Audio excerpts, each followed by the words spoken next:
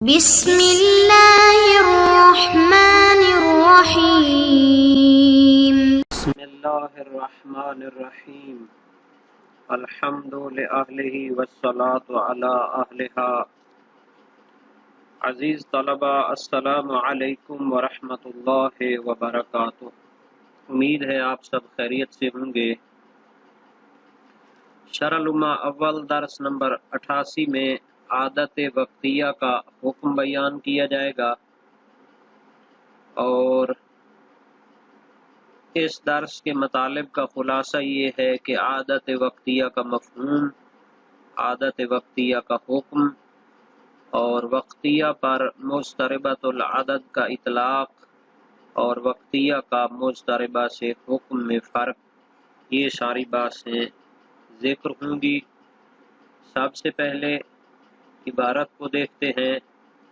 فرمایا وَلَوْ اعْتَادَتْ وَقْتًا خَاصًا بِأَنْ رَأَتْ فِي أَوَّلِ شَهْرٍ سَبْعَةً وَفِي أَوَّلِ آخَرَ ثَمَانِيَةً فَهِيَ مُضْطَرِبَةُ الْعَدَدِ لَا تَرْجِعُ إِلَيْهِ عِنْدَ التَّجَاوُزِ۔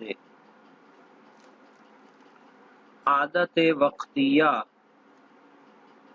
یعنی اگر کسی عورت کی عادت ہو وقت کے لحاظ سے خاصاً یعنی فقط وقت کے لحاظ سے، بِأَنْ رَأَتْ فِي أَوَّلِ شَهْرٍ سَبْعَةً یعنی اس کی عدد کے لحاظ سے عادت نہیں ہے، عدد میں فرق آ جاتا ہے لیکن فقط وقت کے لحاظ سے اس کی عادت ہے۔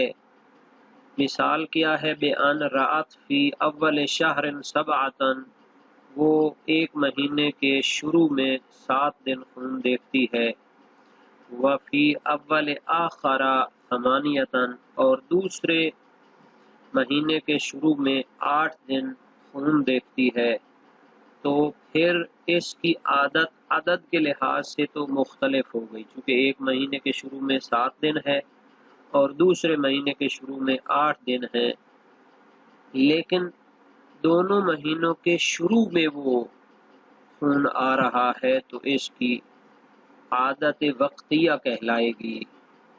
فَهِيَ مُضْطَرِبَةُ الْعَدَدِ تو اس کو مضطربۃ العدد کہا جائے گا۔ تو یہ جو مضطربۃ العدد ہوتی ہے، لا ترجع الیہ عند التجاوز، اگر خون 10 دنوں سے تجاوز کر جاتا ہے تو عدد کی طرف وہ رجوع نہیں کر سکتی، چونکہ عدد اس کا مختلف ہے۔ وَإِنْ أَفَادَ الْوَقْتُ تَحَيُّضَهَا بِرُؤْيَتِهِ فِيهِ بَعْدَ ذَلِكَ كَالْأُولَى، اگرچہ کہ وقت اس کے حیض میں ہونے کا فائدہ دے گا، بِرُؤْيَتِهِ فِيهِ یعنی جب وہ خون دیکھتی ہے، فیہ اس وقت کے اندر، بعد ذالک اس کے بعد والے دنوں میں، کل اولا جیسا کہ عادت وقتیہ اور عددیہ والی عورت کا حکم تھا کہ وہ بعد والے مہینوں میں خون دیکھتے ہی اپنے آپ کو حیض شمار کر سکتی ہے۔ وَإِن لَمْ نُجِزْ ذَلِكَ لِلْمُضْطَرِبَةِ اگرچہ ہم اس کو مضطربہ کے لیے جائز قرار نہ دیں، چونکہ مضطربہ میں محض خون دیکھنے کے ساتھ حیض کا حکم لگانے کا جو مسئلہ ہے اختلافی ہے۔ مضطربہ کے بارے میں اختلاف ہے کہ آیا وہ خون کو دیکھتے ہی اسے حیض قرار دے سکتی ہے یا 3 دن تک انتظار کرے گی، کہ اگر 3 دن پے در پے خون آئے تو پھر اسے حیض قرار دے گی۔ شہید اول کا اس میں نظریہ ہے کہ 3 دن کے بعد وہ یہ حکم قرار دے گی، جبکہ شہید ثانی کا نظریہ ہے کہ خون دیکھتے ہی اسے حیض قرار دے سکتی ہے۔ تو اس لحاظ سے شہید ثانی بتاتے ہیں کہ یہ جو ہم نے عادت وقتیہ کا فائدہ بیان کیا ہے، کہ اس کے وقت کے معین ہونے کا فائدہ یہ ہے کہ وہ تیسرے ماہ خون کو دیکھتے ہی حیض قرار دے گی، یہ اس وقت صحیح ہے کہ ہم یہی فائدہ مضطربہ میں قرار نہ دیں بلکہ شہید اول والا قول قرار دیں کہ 3 دن کے بعد وہ حیض قرار دے سکتی ہے۔ لیکن اگر ہم مضطربہ میں بھی یہ نظریہ اختیار کریں کہ خون کو دیکھتے ہی حیض قرار دے گی تو پھر وقت کے معین ہونے کا کوئی فائدہ نہیں ہوگا، اس لیے کہ مضطربہ میں وقت کے معین نہ ہونے کے باوجود بھی یہی حکم جاری ہوتا ہے۔ تو یہ تھا جناب علی عادت وقتیہ کا حکم۔ اس کے ساتھ خون میں تمیز رکھنے والی عورت کا حکم بھی بیان کرتے ہیں۔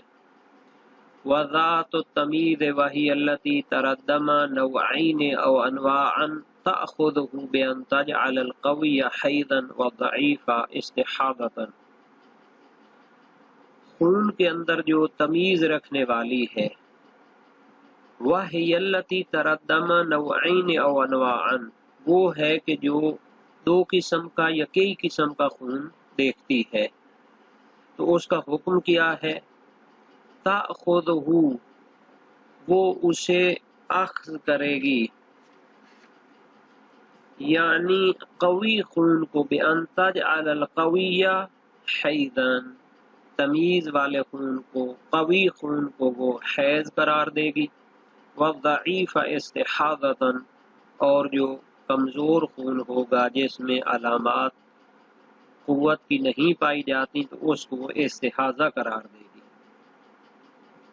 بشرط عدم تجاوز حدیہ قلۃ و کثرۃ، اس کی ایک شرط ہے کہ اس کا جو خون ہے وہ خون حیض کی کم ترین مدت اور زیادہ جو مدت ہے اس سے تجاوز نہ کر جائے۔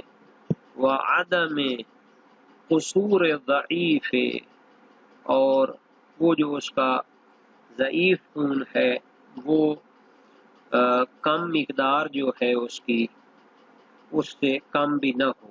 وما یضاف الیہ من ایام النقاء عن اقل الطہر، تو کہنا یہ چاہتے ہیں کہ وہ خون اپنی دونوں حدوں یعنی حد قلت اور حد کثرت سے تجاوز نہ کرے۔ اگر اس کا خون حد قلت اور کثرت سے تجاوز کر جاتا ہے تو وہ اسے حیض قرار نہیں دے سکتی۔ تو یہ جو ہم نے کہا ہے کہ ذات تمیز خون قوی کو حیض قرار دے گی اور ضعیف کو استحاضہ قرار دے گی، یہ بغیر شرط کے نہیں ہے بلکہ ہر ایک کی ایک مخصوص شرط ہے۔ خون قوی کو حیض قرار دینے کی شرط یہ ہے کہ وہ دونوں حدوں سے تجاوز نہ کرے، اس کی مدت 3 دن سے کم نہ ہو اور 10 دن سے زیادہ نہ ہو، تو پھر وہ ضعیف کو استحاضہ قرار دے گی بے شرط عدم قصور ضعیف، جب وہ ضعیف خون جو ہے کم نہ ہو، یعنی ضعیف کو استحاضہ قرار دینے کی شرط یہ ہے کہ اس ضعیف خون کی مدت اور پاکیزگی کی مدت مجموعی طور پر اقل طہر یعنی 10 دن سے کم نہ ہو۔ لہذا اگر فرض کریں کہ ایک عورت نے 3 دن خون قوی دیکھا، پھر 4 دن خون ضعیف دیکھا، پھر 4 دن پاک ہو گئی یعنی خون منقطع ہو گیا، پھر 3 دن خون قوی دیکھا، تو اس مثال میں 4 دن جو خون ضعیف ہے اس کو استحاضہ قرار نہیں دے سکتی، کیونکہ جب آخری 3 دن کو حیض قرار دے تو پھر 2 حیض یعنی پہلے 3 دن اور آخری 3 دن کے درمیان کم از کم 10 دن کا فاصلہ ہونا ضروری ہے، جبکہ یہاں 2 خون قوی کے درمیان 8 دن کا فاصلہ ہو رہا ہے، پس مجبوراً یہاں پر 4 دن خون ضعیف کو بھی حیض قرار دے گی، یعنی پہلے 3 دن جو قوی خون دیکھا اور یہ 4 دن جو خون ضعیف ہے، ان 7 دنوں کو حیض قرار دے گی، اور آخری 3 دن کو اگرچہ وہاں خون قوی تھا اس کے باوجود اس کو استحاضہ قرار دے گی۔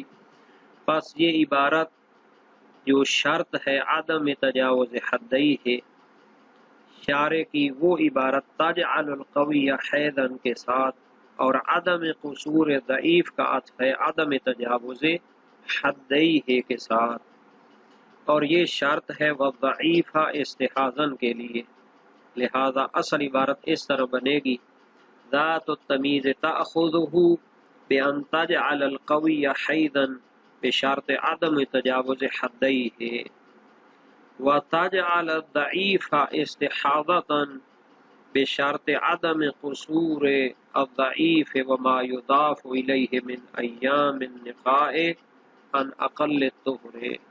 تو اس طریقے سے اس عبارت کو حل کیا جائے گا۔ تو اب اس کو دیکھتے ہیں کہ کس طریقے سے اس عبارت کو حل کیا جائے گا۔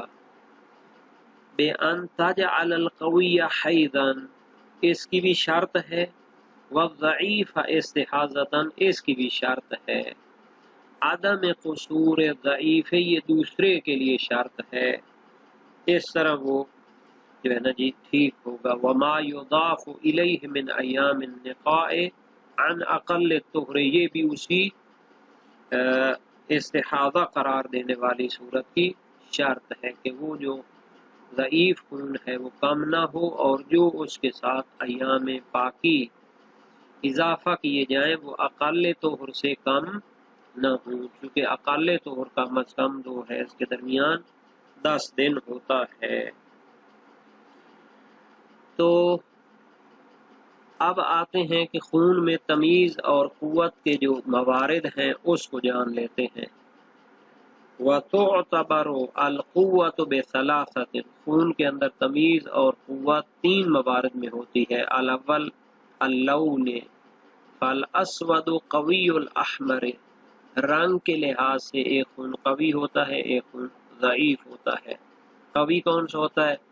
جو سیاہی میل خون ہوتا ہے وہ سرخ سے قوی ہوتا ہے، وَهُوَ قَوِيُّ الْأَشْقَرِ، اور وہ جو سرخ ہوتا ہے وہ خون اشقر سے قوی ہوتا ہے۔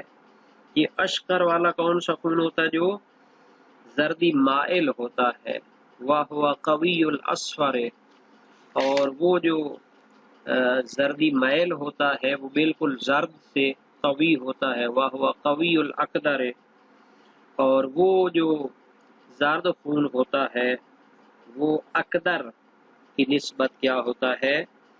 قوی ہوتا ہے۔ اقدر وہ زرد جو مائل ہو سفیدی کی طرح۔ تو اس طرح یہ خون کے رنگ کے لحاظ سے قوت بیان ہو گئی۔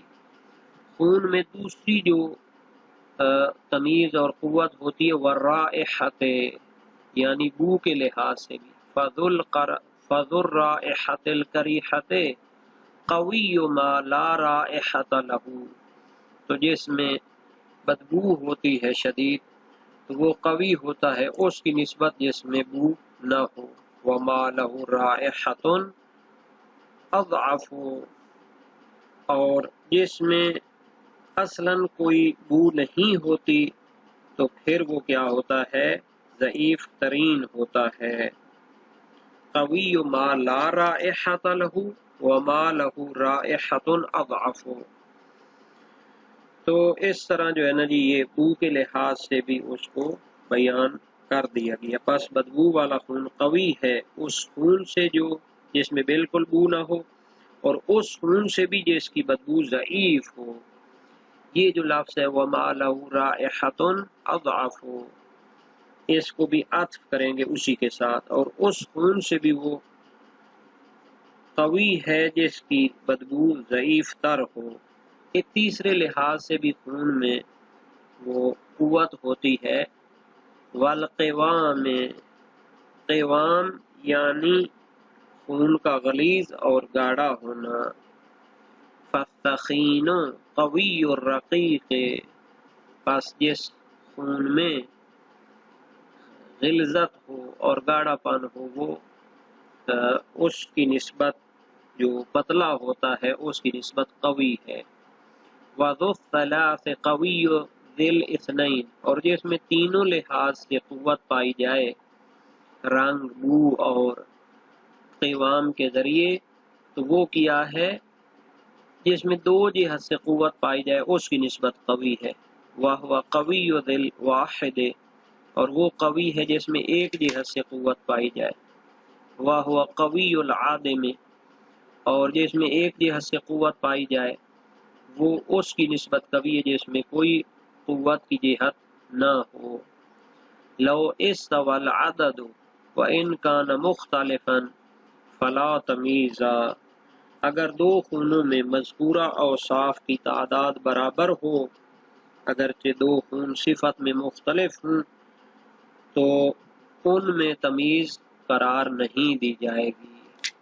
یعنی ایک میں جو اوصاف ہیں وہ دوسرے کے اوصاف کے برابر ہیں۔